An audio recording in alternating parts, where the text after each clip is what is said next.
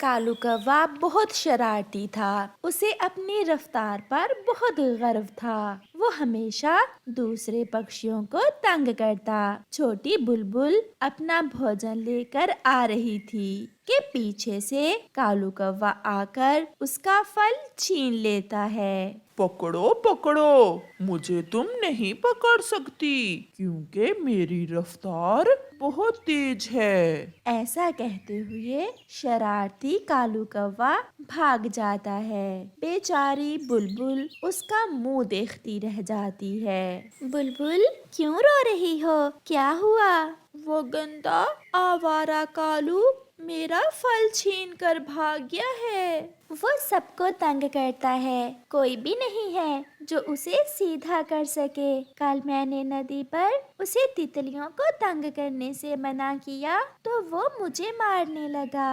मामा जी, खाओ खाओ अपने भांजे की कमाई। कालू, तुम ये मीठे मीठे फल कहाँ से ले आते हो? मामा जी, आपका भांजा बड़ा ऑफिसर लगा हुआ है जंगल में, अपनी कमाई से लाता हूँ। और कहाँ से लाता हूँ?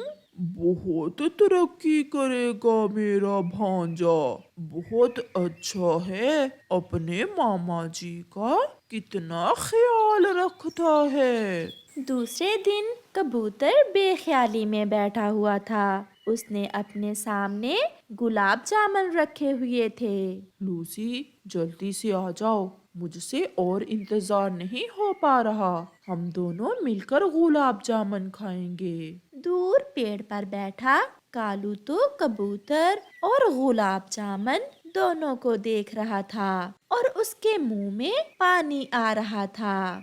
फिर वो आहिस्ता से कबूतर के पीछे आता है और एक पटाखा जलाकर कबूतर के पीछे रख देता है। जैसे ही पटाखा चलता है, कबूतर डर जाता है और वो पेड़ से नीचे गिर जाता है। कालू कौवा तुरंत वहां आता है और कबूतर के गुलाब जामुन उठाकर भाग जाता है। दुष्ट कौवे, मैं छोड़ूंगा नहीं तुम्हें। ये गुलाब जामुन मैंने अपनी पत्नी के लिए रखे हुए थे।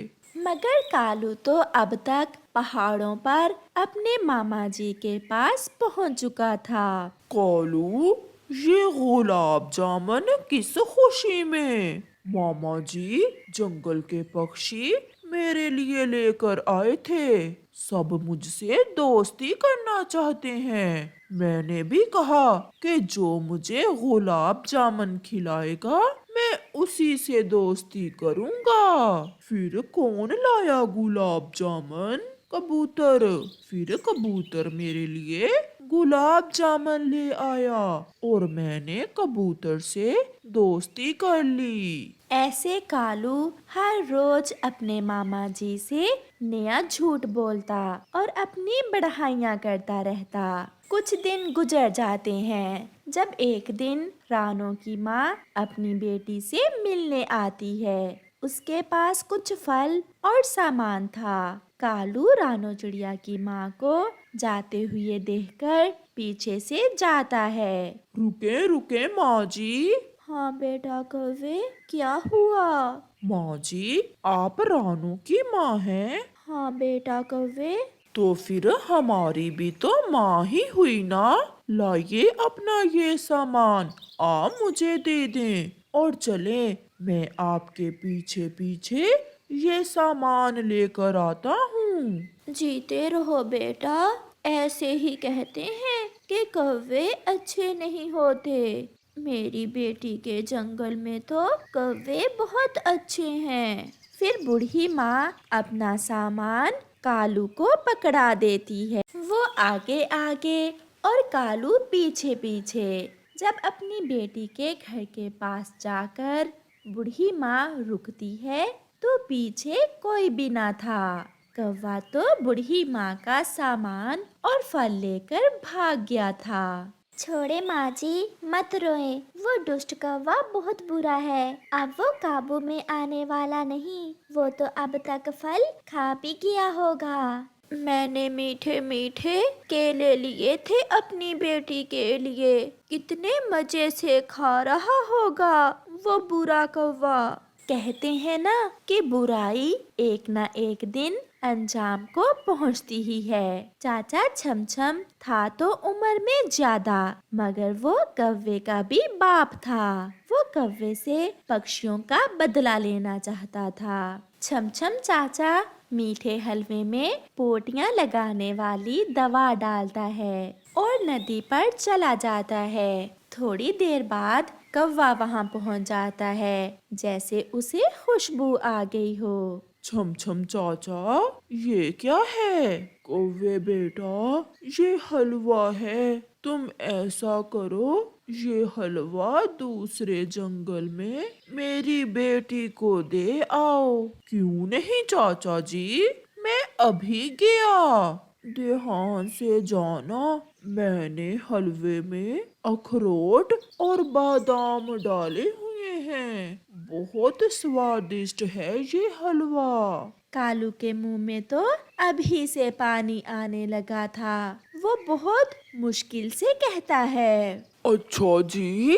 और हलवा लेकर वहां से सीधा पहाड़ों के पास अपने मामा जी के पास चला जाता है। दोनों पेट भर के हलवा खा लेते हैं। कालू, आज हलवा खाकर मेरे पेट में गुड़गुड़ हो रहा है। मामा जी, गुड़गुड़ तो मेरे पेट में भी हो रहा है। ऐसा कहते हुए कालू वहां से भागता है। सब पक्षी उसका तमाशा देखने वहां आ गए थे। फिर क्या था, कालू कभी उस पेड़ पर तो कभी उस पेड़ पर। मर गया, हाय मर गया। मामा जी, मैं कभी किसी से कोई चीज लेकर नहीं खाऊंगा। कौवे बेटा, अगर दूसरों को तंग करोगे तो कभी ना कभी तुम्हें भी तंग होना तो पड़ेगा। फिर सब पक्षी हंसने लग जाते हैं। जंगल में तेज बारिश हो रही थी। चिड़िया और कबूतर एक ही घर में रहते थे। तेज हवा से उनका घर टूट जाता है और गिर जाता है। चिड़िया, हम तो ऐसी तेज बारिश में बेघर हो गए। अब हम क्या करें? एक बार कालू कौवा भी बारिश में मेरे घर रहने आया था। चलो हम भी कालू कौवे के पास जाते हैं और आज की रात कालू कौवे के घर में रह लेते हैं। फिर चिड़िया और कबूतर कालू कौवे की तरफ चले जाते हैं। वो कालू कौवे के घर पर जाकर दस्तक देते हैं। कौन है? कालू, दरवाजा खोलो, मैं और कबूतर हैं। हमारा घर टूट गया है, हमें अंदर आने दो। कौवा तो चुप रहता है, मगर उसकी पत्नी गोरी कौवी बोलती है, ये हमारा घर है, हम तुम्हें अपने घर में क्यों आने दें? चलो भागो यहाँ से। ऐसा कहते हुए गोरी सो जाती है और कालू तो गोरी से पूछे बिना पानी भी न पीता था। कबूतर, अब हम क्या करें? चिड़िया, अब तो किसी घने पेड़ पर बैठकर ही रात गुजारनी होगी। फिर चिड़िया और कबूतर एक घने पेड़ पर बैठकर रात गुजारते हैं। सुबह हो जाती है और मौसम भी ठीक हो गया था। चिड़िया कबूतर से कहती है, कबूतर भैया, चलो हम अपने लिए नया घर बना लेते हैं। चिड़िया, हमारे पास लकड़ी नहीं है। चलो हम पहले लकड़ियाँ इकट्ठी कर लें और फिर बाद में उन लकड़ियों से अपने लिए सुंदर सा घर बनाएंगे। चिड़िया और कबूतर लकड़ियाँ लेने पहाड़ों पर चले जाते हैं। वो इधर उधर सभी जगह देखते हैं, मगर उन्हें कोई भी सूखा पेड़ नजर नहीं आता। कबूतर भैया, यहाँ तो कोई भी सूखा पेड़ नहीं है और हम हरा पेड़ नहीं काटेंगे। अगर हमें सूखी लकड़ियाँ ना मिली तो हम अपने लिए घर कैसे बनाएंगे? कबूतर भैया, क्यों ना हम अपने लिए कोई खोखला पेड़ ढूंढ लें। उस पेड़ में हमें घर भी मिल जाएगा और हमें घर बनाना भी नहीं पड़ेगा। फिर चिड़िया और कबूतर घने जंगल में जाते हैं और वहाँ उन्हें एक पुराना और बड़ा पेड़ नजर आता है जिसमें एक बड़ा सुराख था। वो रहा वो पेड़, ठीक है। इस पेड़ के बड़े सुराख में हम अपना घर बना लेते हैं। चिड़िया, आप अंदर से सफाई करें और मैं सूखा घास लेकर आता हूँ। सूखे घास पर हमें नींद बहुत अच्छे से आ जाएगी। फिर वो ऐसा ही करते हैं। कबूतर सूखा घास लेने चला जाता है और चिड़िया उस सुराख के अंदर जाकर सफाई शुरू करती है। चिड़िया जब उस सुराख की सफाई कर रही थी तो उसे एक कोने में एक चमकती हुई चीज नजर आती है।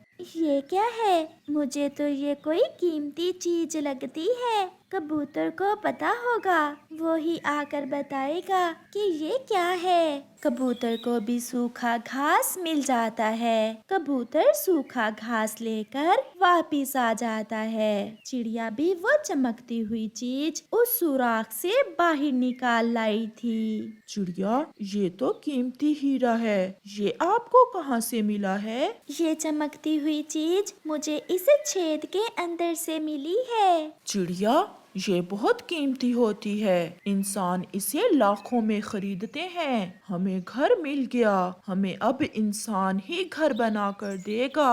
वो कैसे कबूतर भैया? चलो हम बढ़ई के पास जाते हैं। फिर वो दोनों इंसानों की बस्ती की तरफ चले जाते हैं। एक बूढ़ा लकड़हारा अपना सर झुकाए बहुत परेशान बैठा हुआ था। चिड़िया और कबूतर उसके पास जाते हैं। क्या आप लकड़हारे हैं? हाँ, मैं ही लकड़हारा हूँ। आप इतने उदास क्यों हैं? मैं बहुत गरीब हूँ और मेरे पास कई दिन से कोई काम करवाने भी नहीं आया। मेरे पास सारे पैसे खत्म हो गए हैं। मेरे बच्चे भूखे हैं। तो हमें ऊपर वाले ने ही आपके पास भेजा है। ये देखें, ये कीमती चीज हम आपको देने आए हैं। वो कीमती हीरा देखकर लकड़हारा बहुत खुश होता है।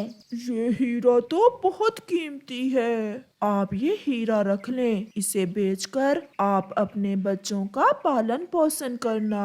मगर बदले में आपको एक काम हमारा भी करना होगा। बताएं बताएं, मैं सब करूँगा। हमारा घर बारिश से टूट गया है। आप हमें एक सुंदर सा घर बना दें। फिर वो लकड़हारा उन पक्षियों से हीरा लेकर अपने संदूक में रख लेता है और अपना सामान लेकर उनके साथ जाता है। इस पेड़ पर था हमारा पुराना घर। मैं आपको बहुत सुंदर घर बना कर दूंगा। ऐसा घर पूरे जंगल में किसी भी पक्षी का नहीं होगा। फिर वो लकड़हारा चिड़िया और कबूतर के लिए एक बहुत ही सुंदर सा घर बना देता है। ऐसा घर तो सच में किसी का भी ना था। और तो और वो लकड़हारा उन्हें उस घर पर रंग भी कर देता है। चिड़िया और कबूतर बहुत खुश थे और लकड़हारा उनसे भी ज्यादा खुश था। गोरी और कालू कौवा चिड़िया और कबूतर का नया घर देखकर बहुत जलते हैं। चिड़िया और कबूतर आज बहुत खुश थे और वो अपने नए घर में चले जाते हैं।